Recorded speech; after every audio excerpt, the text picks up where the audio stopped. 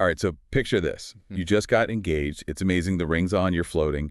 And then, boom, almost instantly, the texts start pouring in. Oh, yeah. Yeah. OMG, when's the wedding? Exactly. Big or small.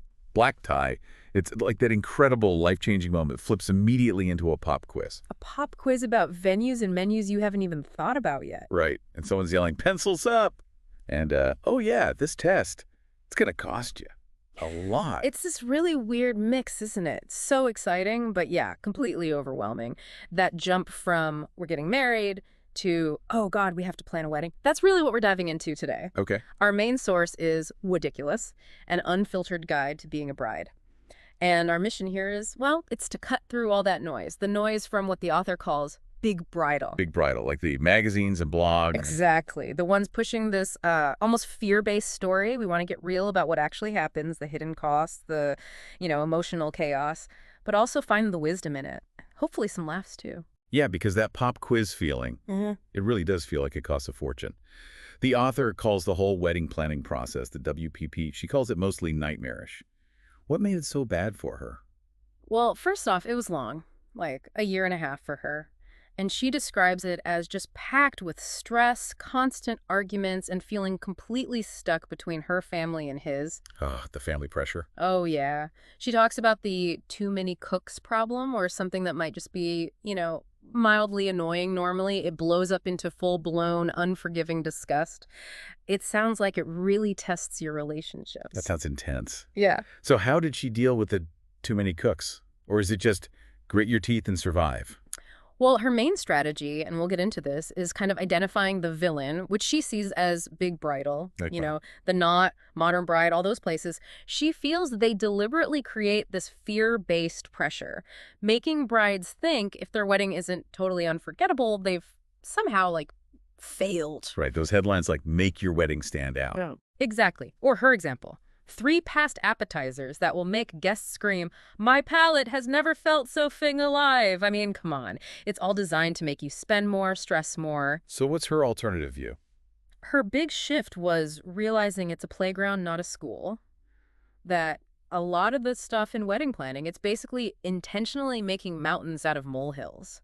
It's about figuring out what actually matters to you. And those mountains often seem to be made of actual money. She's brutally honest about the cost, isn't she? Oh, totally. It's almost painful to read. She planned for $45,000, which is, let's be honest, already a huge amount. Yeah. But it ended up being $60,000. 60. And she just flat out says, it's so much money. I wish I had that money back.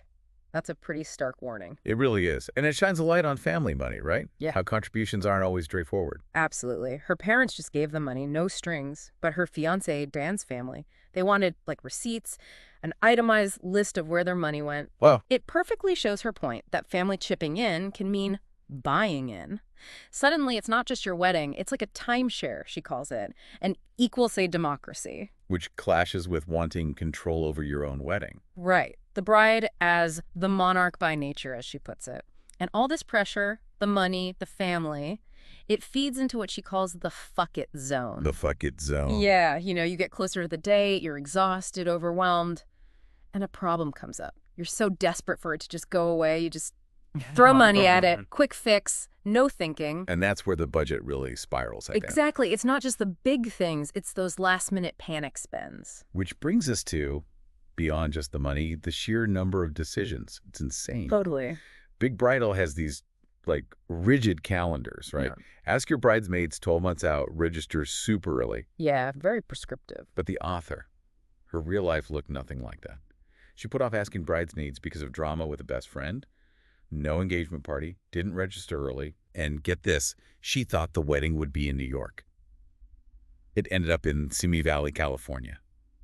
Shows how much things can change. It really does. So how do you actually make all those decisions without losing your mind? She has some, pretty unconventional methods. Okay, I'm intrigued. One is the coin flip, but it's not about leaving it to chance. No. You flip the coin, see the result, and then check your gut reaction. Are you relieved, disappointed? That feeling tells you what you really wanted. It's actually quite clever. Huh.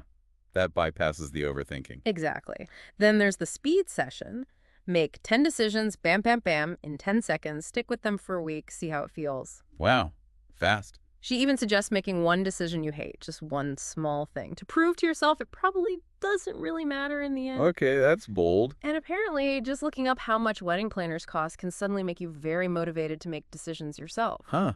I can believe that. But the main point she makes is, there are no wrong decisions. There's only that awful feeling in your stomach when you don't decide. So just decide. Poop out a choice, as she puts it. Poop out a choice. Love it. Yeah, just see it as an action. Like, red flowers, please. Wow. Done, move on. And actually, this whole idea of simplifying decisions leads right into her next big area. Which is all the stuff we think we need but maybe don't. The shit you do not need list. Precisely. Top of her list, paper invitations. Really? But what about older relatives? She argues that's mostly a myth. She uses her 94-year-old grandpa with 2 email accounts as proof. She's all for online invites like Evite. Cheaper, easier, better for the planet. Okay, fair point. What else is on the do not need list? Wedding programs. She calls them a total waste of paper and money, says everyone knows what's happening. It's a wedding ceremony, not a complex play. Sure. And things like special fancy linens or upgraded glasses and silverware. Her take, nobody cares. Uh-huh. Brutal honesty. Seriously. Plain white is fine. Or if it's a rustic place, maybe no linens at all. It forces you to ask, who are we doing this for? Big Bridal? Or ourselves and our guests? That's a great question. It ties into that pressure to represent you as a couple, doesn't it? Oh, absolutely. Big Bridal pushes this idea of an organizing principle or a wedding decor thesis. Like, everything has to be polka dots or channel Audrey Hepburn or whatever. Yeah, I've seen that. The author found it kind of microaggressive, especially because she and Dan had, like, a totally very separate interests. They didn't fit into one neat theme. So how do you show personality without a thesis? She suggests safer zones, like go big on food quantity, offensive portion sizes, she jokes, like Maggiano's. Okay, food everyone loves. Right, or music. Play your weird favorite songs during the pre-ceremony or cocktail hour, but stick to crowd pleasers for dancing. And obviously the vows are a huge space for personality. Makes sense. She even throws out funny theme ideas, like a no-makeup wedding. Everyone, bride included, goes barefaced. Whoa. Then that would be a statement. She also has a take on formality, right? DTF. Yeah, determine the formality. Big Bridal says do that first, but she thinks that's backwards. How so? She says figure out the dress and the venue first. Those 2 things create the formality. Dress plus venue. Formality. It just reveals itself. Yeah. Less agonizing up front. I like that. Simplifies things. Okay, let's shift from things to people. The inner circle. She calls it a finging trapezoid. Huh, yeah. Captures that it's not always a perfect circle, right? It can be awkward, imperfect, especially when it comes to in-laws. Ah, yes, the in-laws. What's her advice there? Big Bridal probably says be diplomatic. Yep, Big Bridal says throw your partner's mom a bone, let her choose something small. Okay, standard advice. The author's advice, much more, direct. She suggests you read a book on codependence, send her a copy too, and face up to her now. Whoa, seriously? That sounds confrontational. Does she think that won't just blow things up? Look, she definitely leans into confrontation as necessary for setting boundaries long term. She sees the wedding planning as this intense period that brings all the underlying family stuff to the surface anyway. Okay. A trial by fire. Sort of. And speaking of awkward terms, she apparently hates the term bridesmaid. Why is that? Because it sounds like they're servants, maids. And she feels it kind of lets the people in your life passive-aggressively know where they stand, good or bad. Ouch. She basically thinks getting married forces this big ranking. You suddenly see where everyone stands in your life. That's heavy. So how do you keep the chosen bridesmaids happy then? Her advice is a bit quirky. Pretend your friends are characters in the movie that is your life. Basically, accept their flaws, embrace their personalities, don't expect perfection. And she quotes Jen Sincero, "There will never be another you. You're kind of a big deal. So let them be them." That's actually quite empowering. And this idea of seeing where people stand definitely applies to the guest list, right? The shoulds versus the lovelies. Exactly. Figuring out who you genuinely love and want there versus who you feel obligated to invite. It's tough. It really is. But she makes such a good point. Not being invited to a wedding, for most people, is a relief. Think about it. It's the gift of freedom for a weekend. Huh. So true. No outfit stress, no gift buying, no travel. Right. Especially for those college friends you haven't seen in years. Her vow for the guest list is perfect.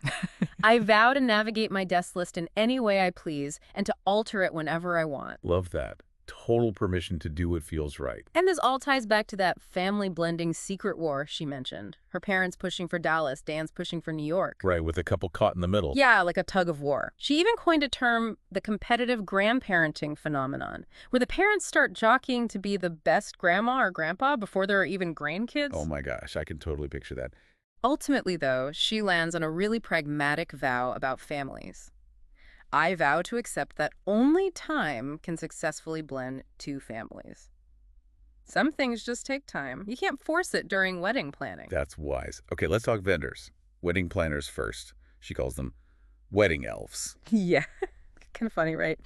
Her point is they handle the logistics, the practical stuff, like elves making toys, but they're not the omniscient Santa they claim to be. Meaning they don't solve everything. Right. They don't necessarily handle the deep emotional stress or the really personal challenges. She says they can be great if you have a super demanding job or huge wedding dreams or a destination wedding. But for her, the most valuable professional help wasn't the planner. It was a therapist. Ah, so planner for the doing, therapist for the feeling. I think that sums it up well, which leads to a really crucial vendor tip she gives. Which is? Get everything in writing. Yeah. Everything. Oh, yeah, that's a... She gives examples like caterers sneakily upselling things, like mentioning linen upgrades casually, then hitting you with a $75 per table charge later. Ugh, sneaky. Or friends who work in the industry offering vague deals that never seem to get confirmed with actual numbers.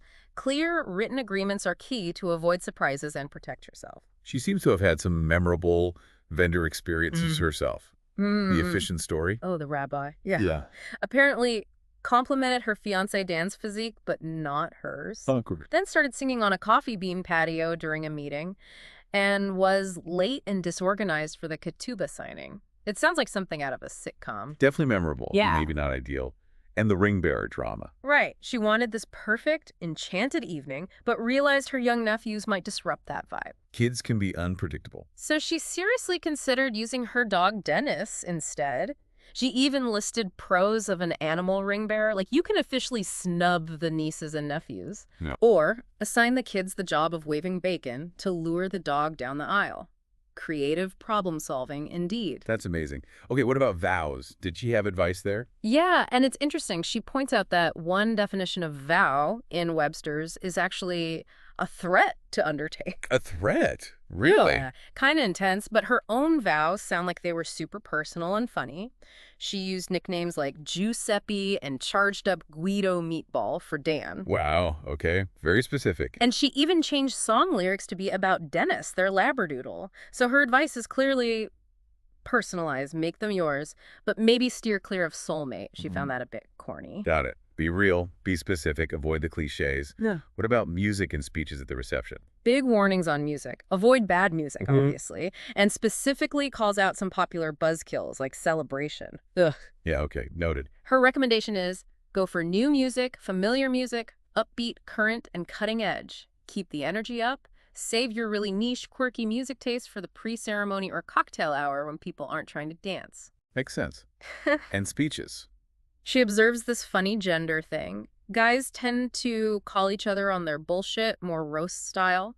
Girls often stick to lists of positive adjectives. Huh. Interesting observation. Her advice for anyone giving a speech, definitely no rapping. Please, no rapping. Don't try to make a viral video. And don't tell the long, boring story of when you first heard about my fiancé. Keep it brief. Keep it relevant. Exactly. Lean into some gentle jokes, maybe. Be brief. And she even includes a vow for the bride. I vow to not feel offended when my bridesmaid roasts me. Good one to remember. Any other vendor pitfall? Well, she mentions photography, specifically drones, says they can feel like attack of the drones during the ceremony. Thank God, buzzing around. Yeah, like flies the size of corgis, she says. Definitely sounds distracting and maybe not worth the cool shot. Yeah, maybe not. Okay, moving towards the end of the night, she calls out a specific tradition as the worst. She does. Sex on the wedding night. Bold claim. Why? Based on her experience, sheer exhaustion. They ended up in bed, eating sliders and pizza, watching FOX News. Not exactly romantic. Uh-huh. Okay, that sounds pretty realistic, actually. So she suggests alternatives if you still want to feel connected, like phone sex earlier in the day or sexting, just to prove you're still adventurous sex heathens, even if you're too wiped out later. Well, that's candid. Thinking outside the traditional box, for sure. And connecting this back to the overall experience, it challenges that huge pressure for it to be the best day of your life. Right? Yeah, that's a lot to live up to. So she suggests aiming for the best week instead. Build in other low-key activities, schedule some one-on-one time with guests outside the big wedding events. She found those smaller, relaxed moments were often much more memorable than the main event itself. That's really good advice. Take the pressure off the one day. Spread the joy, spread the connection. So yeah, when you pull it all together, this deep dive into Weddiculous really shows wedding planning as this intense journey. It's full of outside pressure, your own doubts, crazy expenses, and yeah, some truly terrible advice sometimes. But also opportunity. Yeah, absolutely. A really unique chance to celebrate your love, but also to connect with your people, your wedding circle, in this really deep, maybe sometimes messy, but ultimately meaningful way. Right. So the big takeaway feels like figure out what you actually care about, you and your partner. And then find the courage to ignore Big Bridal and all the other noise. Exactly. Dare to do it differently. And embrace the chaos, the imperfections, the surprises, because maybe those are the best parts. Could be. And remember, the wedding day itself, it's just one day, one step. The real deep dive, the author suggests, that starts with the marriage itself. Makes sense. And she actually ends with this really interesting kind of quirky theory of marriage. Oh, yeah. What is? Okay, so she says, you and your partner are like a plant. Your home is the soil it's growing in, and life is the sun. Okay. Plant, soil, sun. Got it.